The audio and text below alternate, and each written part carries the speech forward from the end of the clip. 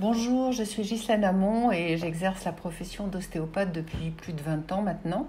Je souhaite dans cet audio partager avec vous mon expérience au sein de l'ESIM, l'école de médecine intégrative.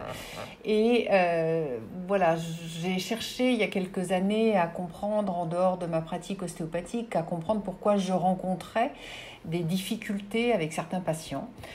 Parce que pour certains d'entre eux, je n'arrivais pas à lever les blocages en dépit de plusieurs séances de soins et sans raison vraiment valable.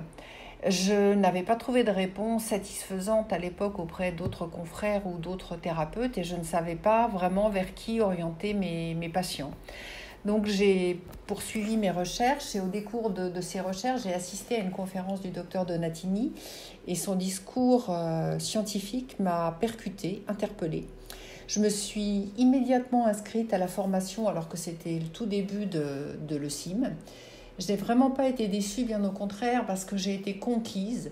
J'ai découvert un monde nouveau, celui des interactions entre le microbiote, l'immunité, le nerf vague, l'inflammation cérébrale, la dépression, l'inflammation articulaire, les troubles digestifs, bref, tout un monde d'interactions entre ce microbiote issu de notre premier cerveau et la santé.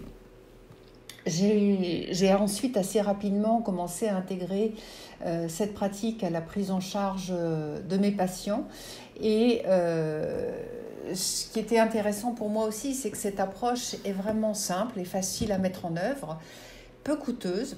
Elle est vraiment efficace pour travailler sur le microbiote et elle est tout à fait complémentaire et synergique avec l'ostéopathie puisque c'est une approche globale, holistique et qui agit sur les troubles fonctionnels et qui vise à récupérer la fonction.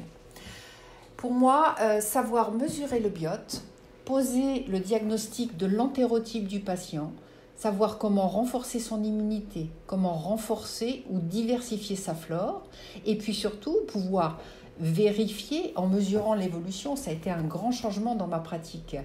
J'apporte de précieux conseils à mes patients et je m'appuie pour cela sur des connaissances vérifiées. J'ai acquis une compréhension très fine de ce qu'est le microbiote et quels sont les organes concernés. Et je ne prodigue pas de conseils à l'aveugle puisque je ne m'appuie pas sur des magazines ou des laboratoires sans vérifier les publications et ce dans des publications officielles, dans des revues reconnues. Comme toute méthode simple, en fait, la somme de recherche et de travail accompli en amont est considérable. Ça, j'en ai pris la mesure en suivant l'évolution de l'ESIM et les recherches du docteur Donatini au cours de ces 10 dernières années. La prise en charge de mes patients, que ce soit le bébé pour l'aider à s'orienter vers une meilleure immunité possible, de la femme qui souffre d'infertilité ou d'endométriose, de la femme ménopausée qui prend du poids et qui gonfle, de l'accompagnement de la femme enceinte, mais également de la personne âgée. Cette prise en charge, c'est vraiment bonifié, amélioré, enrichi. J'accompagne de façon beaucoup plus juste et efficace aussi les personnes qui souffrent de troubles digestifs, de maladies auto-immunes. Je continue actuellement à élargir mes connaissances dans cette pratique quotidienne, confrontée à mes patients, à une patientèle qui est très variée et passionnante. Et j'ai la chance de pouvoir enseigner cette pratique également au sein de l'école auprès de thérapeutes qui sont curieux et impliqués et au sein d'une équipe vraiment aussi très soudée qui participe à l'évolution de cette magnifique école.